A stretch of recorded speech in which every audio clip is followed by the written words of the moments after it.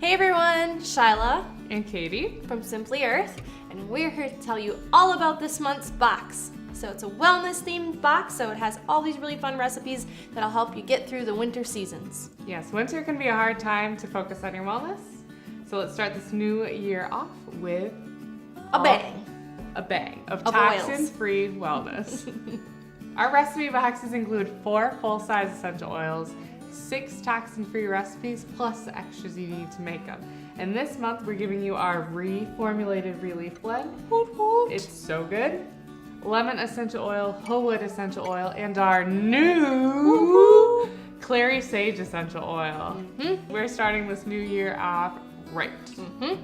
So along with those oils, we'll give you a 2-ounce spray bottle, avocado oil to introduce you to a new carrier oil, a 1 milliliter bottle which is going to hold a massage blend, and along with that you'll get your big bonus box. Woo! So the bonus box comes for all our new recipe subscribers and our continual subscribers as well. It comes with beeswax, solid coconut oil, fractionated coconut oil, almond oil, 6 of our 5 milliliter bottles so you can make your master blends, and 6 of our 10 milliliter roll-on bottles.